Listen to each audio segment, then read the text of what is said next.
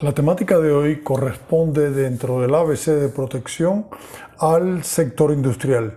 Esta es una temática un poco más conocida, diría yo, desde el punto de vista que en la mayoría de las industrias la temática de la puesta a tierra y pararrayos es parte de una cultura que ya se ha establecido en México. Más sin embargo, cuando hablamos de con respecto a qué marco normativo, ahí es que empiezan a haber diferentes criterios, ¿no? Adicionalmente, la temática de supresores de sobretensión aún sigue siendo muy deficiente en la aplicación industrial. Vamos a pasar a el mismo esquema que hemos mantenido en todos, ¿no? Que es sistema de puesta a tierra, pararrayos y supresores de pico. Como ven, en el sector industrial, los tres son de obligatorio cumplimiento. Cuando hablamos de obligatorio cumplimiento es porque existen normas internacionales y nacionales que así lo revisten. Y en el caso específico de pararrayos, siempre mantenemos el criterio que debe hacerse la evaluación de riesgo, debe ubicarse la temática de el inmueble en qué zona, por la densidad de rayos por kilómetro cuadrado se encuentra, porque sin dudas esto llevará consigo a un análisis más minucioso de inclusive de qué tipo de marco normativo afiliarnos. Y entonces, por último, cuando se habla de supresores de pico, y recordemos que en el caso del sector industrial es muy particular que se considere no tan solo la red de energía, sino también la red de datos. Para esto, quisiéramos comenzar con ejemplos de diferentes instalaciones y proyectos que hemos realizado en la temática de industrias y en las cuales el factor de dimensiones de las naves industriales, alturas, el uso de la estructura de las columnas como conductor de bajada han sido de los elementos más importantes a considerar. Por eso vamos a regresar siempre a la tabla número 2 de la 549, donde se habla que para industrias tales como maquinarias de elaboración de máquinas, herramientas, ensambladoras, textil, papelera, manufactura en general, almacenamiento no inflamable, fábricas de conductores, fábricas de electrodoméstico, armado de equipo de cómputo, muebles, artefactos eléctricos, industria agrícola, cementeras, caleras, laboratorios, plantas bioquímicas y potabilizadoras. Todas estas caen entre un nivel 1 y 2 y esto es importante que se valore porque la mayoría de estas industrias son de amplias dimensiones y a la hora de la evaluación de riesgo el área equivalente es muy grande. Por lo tanto, son elementos que se deben considerar. De igual forma, los efectos de las tormentas eléctricas para este tipo de industria llevan consigo diversos efectos variando desde el menor hasta el inaceptable y la pérdida de producción. Cuando hablamos de inclusive el no uso de supresores de pico en estas industrias lleva consigo que inclusive toda una línea de producción que esté controlada por robots, o sea, por domótica de industrial, pueda salir dañada y pueda parar un proceso productivo. Inclusive en la industria farmacéutica, estos daños pueden ser totalmente inaceptables por pérdidas de funciones en el proceso de producción. Ahora, repetimos siempre que la tabla 5 de la 549 nos define dentro del nivel de protección qué porcentaje de eficiencia tendría el sistema. Hay que aclarar que cuando se habla de esto no es que porque ponga un clase 1 el inmueble no va a estar sometidos a daños. No, es que esos daños van a ser controlados en el 98% y las afectaciones solamente serían inferiores a la que si usted utiliza un grupo de protección, un nivel de protección 4.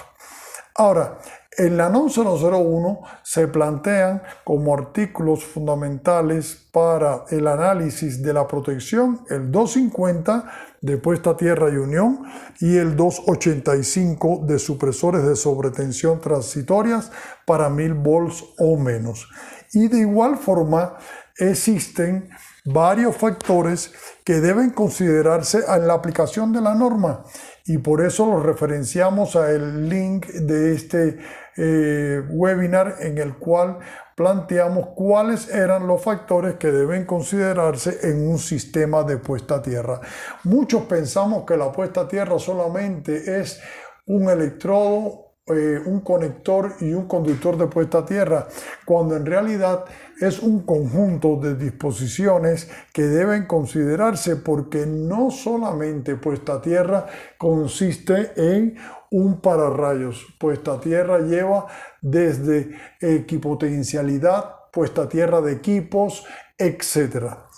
Ahora, cuando pasamos a las configuraciones fundamentales que se encuentran en la 549 y que también se derivan de la IEC 62305, vemos que hay configuraciones desde el electrodo vertical hasta el anillo cerrado. Todas ellas están referenciadas a una fórmula que siempre es directamente dependiente, como pueden ver, a la resistividad del terreno, Rho. Por lo tanto, es mandatorio que siempre que se vaya a diseñar un sistema de puesta a tierra, contar con estudio de resistividad de terreno, área disponible donde se pueda hacer la puesta a tierra, qué aspectos físicos pueden existir, como son rocas, como son diferentes capas y estratigrafía del terreno, desniveles, etc. Y la agresividad del suelo. Es decir, qué fenómenos pueden interactuar sobre la corrosión de las tomas de tierra, y es por eso es importante conocer el tipo de suelo donde se va a instalar el sistema de puesta a tierra. Aquí tenemos de los proyectos que hemos realizado estas naves que fueron, ahí hay naves de más de 80 metros de largo por 60 y hasta 80 de ancho, con alturas de hasta 15 metros, ¿no? Y todas estas naves, cuando se hizo el análisis, lo que se determinó fue hacer anillos perimetrales, bien, conectados inclusive a la estructura, o sea, a los cimientos, y colocar electrodos en las partes de las esquinas de las naves con registro para poder hacer las mediciones de puesta a tierra cuando así se requiriera. Todas estas naves fueron interconectadas entre sí, se encontraban una con respecto a otra en distancias inferiores a 50 metros y esto facilitó siempre por dos puntos interconectar, de forma tal de tener un sistema de puesta a tierra totalmente referenciado. Ahora, se construyó y se diseñó en base al uso de material del acero. Si se fijan, el conductor que se está utilizando es una solera. La solera tiene la capacidad y tiene el recubrimiento para poder utilizarse como conductor de puesta a tierra. ¿Qué ventaja tiene una solera? Bueno, todos conocemos que las corrientes circulan predominantemente en la periferia de los conductores. Por lo tanto, en el caso de la solera, que es achatada, bien, esta es de 30 milímetros de altura, tiene como condicionante el poder tener un área de contacto superior que la que tendría un conductor en esas mismas condiciones. En las siguientes imágenes se muestra cómo inclusive debido a la referencia que tienen las columnas al sistema de puesta a tierra, se pudieron interactuar, o sea, soldar barras en las columnas y llegar con un disparo de un perfil redondo que dará una referencia de dicha columna y de dicha barra al sistema de puesta a tierra.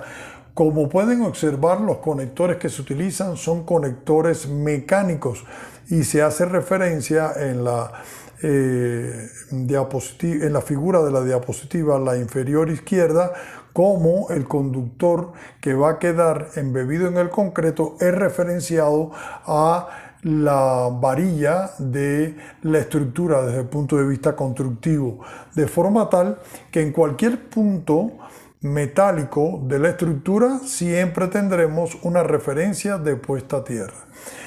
De igual forma, es importante evaluar el marco normativo desde el punto de vista de pararrayos. Cuando se habla en el caso de método del marco normativo en función a normas internacionales y normas nacionales de obligatorio cumplimiento y de observancia, está la IS 62305, la NON 001 y la NMXJ 549, donde abordan el método de la esfera rodante, el método del ángulo y el método de la malla. Todos estos métodos han sido tratados con anterioridad en nuestro canal. Esta es una muestra de cómo se instalaron esas puntas, que son puntas pasivas, ¿no? Que como resultado de rolar el método de la esfera rodante en la techumbre de la instalación, y cómo se utilizó, lo pueden ver en la foto de la extrema izquierda, la estructura, o sea, la columna, se utilizó como conductor de bajada y se hace la interconexión del anillo perimetral en aluminio a una terminal de pivote, o sea, la punta terminal, y a su vez se hace una derivación hasta conectarla a la columna, con el objetivo de que sea el elemento de bajada del pararrayos. Ahora bien, en estas imágenes se muestra ya cómo en la zona central de la nave, debido al ancho de la nave, hubo que también colocar puntas, y estas puntas van a ser las que, junto con las que ya vimos anteriormente al borde de o pretil de la nave, van a pivotear. De esta forma no permiten que tope con ninguno de los extractores ni ningún elemento que se encuentra en cubierta. Aquí tenemos otras fotos. Fíjense la limpieza en la ejecución de estas instalaciones. Se puede observar cómo en la imagen de la extrema derecha se colocan juntas de dilatación por medio de trencillas, de forma tal de que el aluminio, en los cambios de temperatura que existen entre día y noche, puedan absorberse en esa trencilla la dilatación y contracción de ese perfil de aluminio de 8 milímetros. Ahora, en la instalación de pararrayos es importante que tener que el soporte o la distribución de este conductor se puede hacer de diferentes formas. Inclusive hemos realizado instalaciones donde a solicitud del cliente que desea que no se perfore la cubierta, como en este caso, que es una manta muy costosa como material aislante térmico y como material aislante del agua, lo que se hicieron fueron colocar soportes que van adheridos a la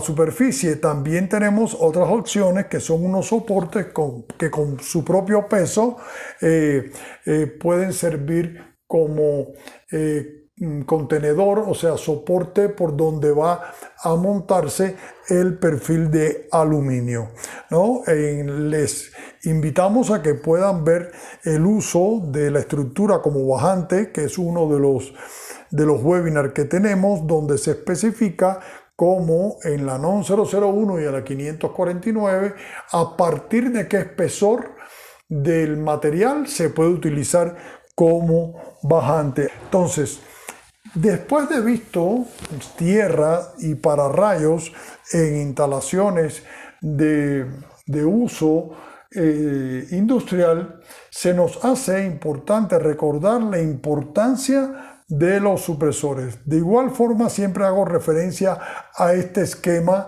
de la NMX J549, la figura 42, donde nos muestras dónde deben colocarse los supresores categoría C, B y A, léase tipo 1, tipo 2 y tipo 3, en función de, primero, garantizar la coordinación energética entre cada uno de los supresores, de forma tal que la onda de sobretensión sea cortada en cada escalón al nivel requerido por el bill de aislamiento del equipo a proteger.